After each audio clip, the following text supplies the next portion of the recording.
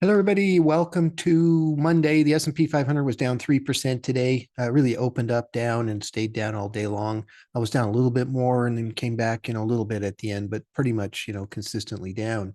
And really, we're now 8.5% off of the high point that we established just back in the middle of July. We had a market that was moving very, very strongly. First half of July was awesome. Got a lot of things happening here, all at one time with the seasonality. Earnings have been so-so. The Federal Reserve didn't lower rates, even though they said they maybe could have. There's a bet now that they might actually lower rates on an emergency basis, before their September meeting. We'll see how that goes. But the market now expects 100% chance that they'll do a half a point. So basically two cuts in a way in their September meeting. So that's grown from about 7% just about a month ago. This is some weaker, reports from the job market, the manufacturing arena. The interesting thing is none of these are, showing that the economy is in a recession or really even heading there that drastically. I think what we have is a lot of really stretched, positions in the stock market, and people are kind of unwinding those situations.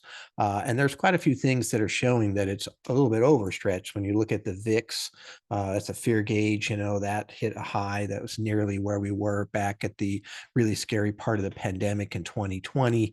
That seems like an overreaction to me. This is not like that. You look at, the RSI index itself, it's around 30, which is a time that usually it bounces back up. And so we'll see what happens. But here's some interesting things to keep in mind. The price of the nice returns that we get in the stock market are really these downturns. They're what make this happen. And those people that can get through these downturns are the ones who make the money. So if you look at the S&P 500 for the last 40 years, it has averaged 13% a year. That's a really good return. However, the average drawdown during the year, in the middle of the year someplace or wherever, is 14% from some high point down. So we're down 8.5 here, right? So you still made 13% a year. And actually, out of those 40 years, it was up 33 of those 40 years. So it's up 83% of the time. This is how it works. And I've always said this too, that, you get these downturns. This is what kind of stimulates that buying and gets that excitement going and gives you that energy maybe to get to the next level. We're still in a primary uptrend. We're still, doing what we should do as far as that goes. If you narrow it down even further and just look at years that had a really good first half, the second half, they average a 9% downturn, even though on average, they end up higher by the end of the year. That's a lot like what we had last year, 10% downturn and ended up, a really big rally at the end of the year.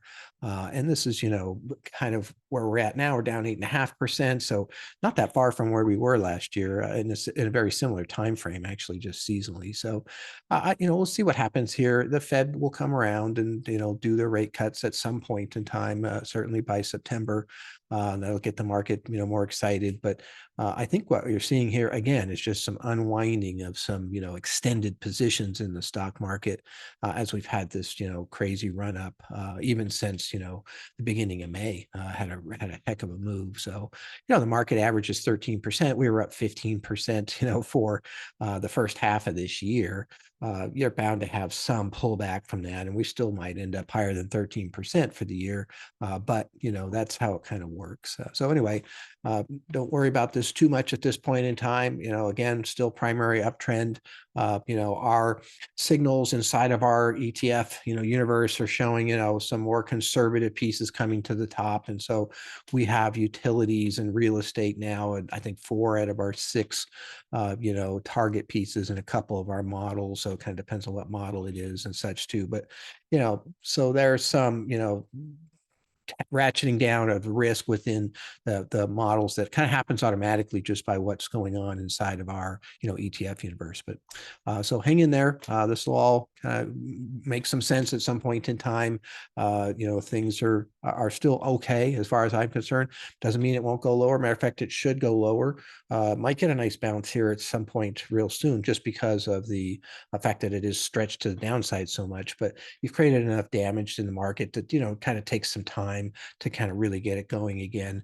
take some catalysts, probably multiple catalysts to get it going again. And that's just kind of how it goes. And it'll happen at some point in time. So look forward to talking to you tomorrow. Thank you very much.